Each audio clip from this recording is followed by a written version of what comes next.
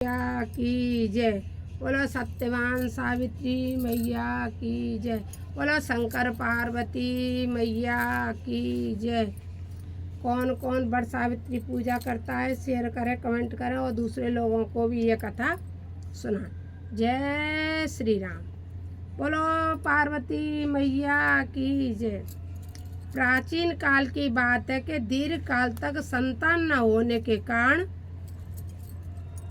दुखी हुए एक राजा ने अपने राज्य में सब विद्वान ज्योतिषी ब्राह्मण पुरोहित नामांतरित कर एकत्रित किए। सबका यथायोग्य सत्कार भी किया। सबका सत्कार करके राजा ने कहा हे भविष्यदर्शी विद्वान विप्रो, आप सब गणना कर यह बताने की कृपा करें कि मेरे भाग्य में कोई संतान है या नहीं। तत्काल राजा ने प्रश्न का उत्तर देने के लिए विद्वान ज्योतिषियों ने अपनी अपनी ज्योतिष गणनाएं प्रारंभ कर दी। कुछ समय सब गंभीर होकर राजा की ओर देखने लगे। राजा ने कहा, आप लोग संकोच त्याग कर सच्ची बात कहिए। ज्योतिषी बोले, हे राजन, आपके प्रश्न का उत्तर बढ़ाने वाला नहीं है, फिर हमें सत्य को छिपाना भी नहीं है।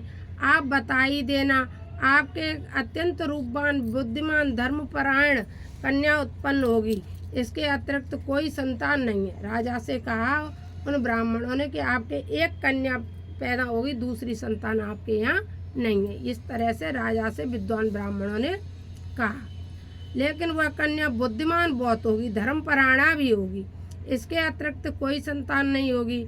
यह कन्या भी आपके विवाह के 1 वर्ष बाद विधवा हो जाएगी। यह विधि का विधान है। ज्योतिषियों की भविष्यवाणी सुनकर के राजा बहुत दुखी हुए। भैया क्यों न होते, किसी के कन्या हो, वो भी कन्या कोई कह दे कि आपकी कन्या विधवा हो जाएगी तो बहुत बुरा लगता है। इसलिए राजा बहुत दुखी हुए, अपने राज्य की भविष्य की चिंता में बहुत दुखी हो गए। कालांतर में राजा की एक कन्या उत्पन्न हुई। जैसा कि ब्राह्मण लोगों ने कहा था, वैसे राजा के एक कन्या उत्पन्न हुई। वह समयानुसार बचपन व्यतीत कर युवा हुई और विवाह योग्य आयु की ही हो गई। राजा अपनी कन्या का विवाह का परिणाम सोचकर भी दुखी हो गए। वे विचारने लगे कि कुछ बचाव और प्रयास किया जाए। ऐसा सोचते प्रेरणा से राजा को नारद जी का स्मरण हो आया। धर्मात्मा राजा ने आह्वान पर नारद जी को बुलाया और सारी बातें बता दी। और नारद जी कुछ पल बिता करके बोले, हे राजन, तुम अपनी कन्या का विवाह दायित्व उसी पर छोड़ो जो तुम अपनी कन्या से कहो कि वह अपने लिए स्वयं ही कोई योग्य वर तलाश ले। अब राजा से कहा, नारद जी ने जब राजा को चिंता हुई कि मेरी कन्या विधवा हो जाएगी तो नारद जी को बुलाया। तब नारद जी आए। नारद जी ने राजा को बताया कि तुम ऐसा करो, अपनी कन्या के लिए कन्या से ही कह दो कि तुम अपने लिए वर ढूंढ दो, तुम अपनी कन्या के लिए वर मत ढूंढो। ऐसा किसने कहा? नारद जी ने। तुम्हारी कन्या जिस युवक को अपना पति के रूप में तुम्हारे सामने प्रस्तुत करे, तुम उसी के साथ कन्या का पूर्ण शास्त्रोक्त विधि से विवाह कर दो। जब तुम्हारी कन्या कहे कि जिससे विवाह कर दो उसी से कर देना। ये कौन? नारद जी ने कहा राजा से। राजा ने अपनी कन्या को भी बुलाया और नारद जी की बात बताकर पूछा, अब हे पुत्री सावित्री, तुम कहो तुम्हारा क्या विचार है? सावित्री बोली, हे पिता, मैं नारद के आदेश का प्रसन्नतापूर्वक पालन करूंगी। पहले की कन्याएं बहुत सुलझी हुई होती थी। राजा को कुछ सांत्वना प्राप्त हुई।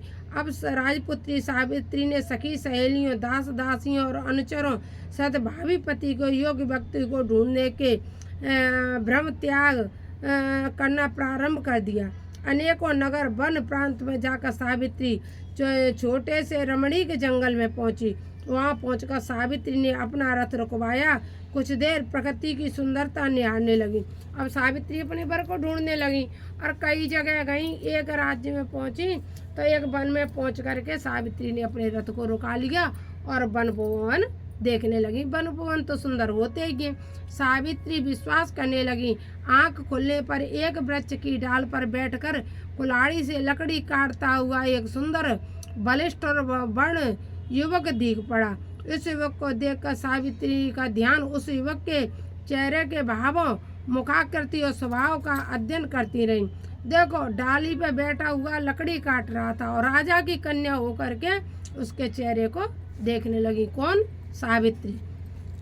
युवक का मौन निरीक्षण करते हुए काफी समय व्यतीत करने के बाद सावित्री अपने अनुचरों द्वारा उस युवक को बुलवा भेजा और सावित्री ने उस युवक को फिर बुलवाया। सावित्री द्वारा बुलाए जाने पर सत्यवान उनके पास आ गए।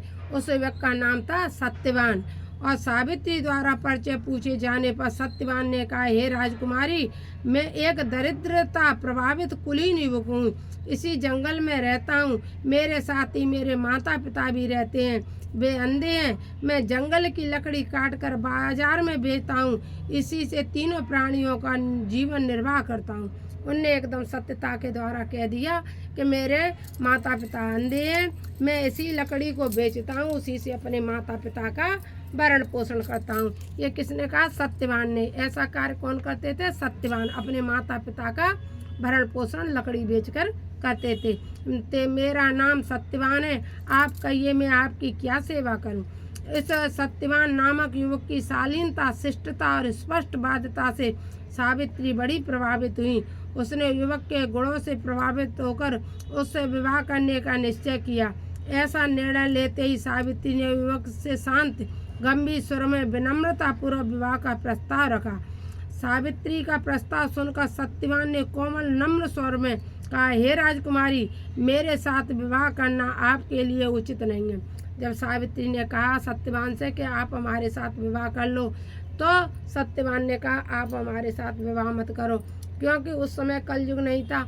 नहीं तो कोई कह देता बढ़िया चलो राजकुमारी मिल लगी कर लो ब्याह, क्योंकि आजकल ठगी का बाजार हो गया है। लेकिन उन्होंने मना किया कि हमारे साथ तुम विवाह मत करो, हम तो लकड़हारे हैं, गरीब ब्राह्मण। मेरे साथ ही आप भी दुखी और संकटों में घिर जाएंगी। इसके बाद सावित्री बार बार विवाह का आग्रह करने लगी। सत्यवान तरह तरह से समझाता रहा, लेकिन सावित्री ने हट करके पर भी सत्यवान से कहा, समीप ही मेरी कुटिया है, वहाँ मेरे माता पिता हैं, आप उनके पास चलें। जब हट करी सावित्री ने, तब सत्यवान ने कहा, आप मेरे माता पिता के पास कुटिया पे चले। अच्छा हो कि वह बात उनके सामने हो। सत्यवान के प्रस्ताव से उत्साहित होकर सावित्री उसकी कुटिया में गई और वहाँ सत्यवान के अंधे माता पिता ने भी सावित्री को हर तरह से समझाया, पर सावित्री ने अपनी ओर से उन्हें तरह तरह से आश्वस्त कर विवाह की स्वीकृति प्राप्त करने में सफलता प्राप्त कर ली। सत्यवान ने भी विवाह के लिए स्वीकृति दे दी। सत्यवान की कुटिया से लेकर सावित्री अपने पिता के पास पहुंची और संपूर्ण वृतांत बता दिया। सावित्री अपने पिता से वार्तालाप कर रही थी कि उसी समय नारद जी आ पहुँचे। वे बोले, तुमने अपने पति किसे चुना है? इस पर सावित्री ने पुनः सारी बात नारद जी के सामने दोहरा दी। जब नारद जी आ गए और नारद जी ने पूछा, तुमने किसे पति चुना है? क्योंकि नारद जी तो भगवान का ही रूप माने जाते, वो सब कुछ जानते, इसलिए उनने बता दिया कि हमने अपने पति रूप में किसे चुना है। नारद जी बोले, सत्यवान एक गुणवान, रूपवान, सदाचारी, सज्जन युवक है, परंतु विवाह के 1 वर्ष बाद ही उसकी मृत्यु हो जाएगी। इसलिए हे सावित्री, तुम अपने लिए पुनः किसी अन्य व्यक्ति को चुनो। नारद जी बोले, उसकी मृत्यु हो जाएगी विवाह के 1 साल बाद ही, इसलिए तुम किसी दूसरे वर को चुनो। ये नारद जी ने सावित्री से कहा। सत्यवान अल्पायु कम उम्र वाला अल्पायु कम उम्र से मैं मरने वाला है। नारद जी की बात सुनकर सावित्री बोली, हे नारद जी, देव भय में धैर्य विमुख नहीं हो सकती। हिंदू नारी जीवन में 1 बार अपने पति का चुनाव करती है। मैं सत्यवान को अपना पति चुन चुकी हूँ, अब वचन भंग का पात्र नहीं करूँगी। पहले का समय था कि 1 ही बार चुनते थे, तो वही सावित्री जी ने कहा, अब मैं अपना वचन भंग नहीं करूँगी, मैं इसी के साथ विवाह करूँगी, चाहे मरे और चाहे जिंदा रहे, लेकिन मैं विवाह सत्यवान के साथ ही करूँगी। यह सावित्री ने कहा।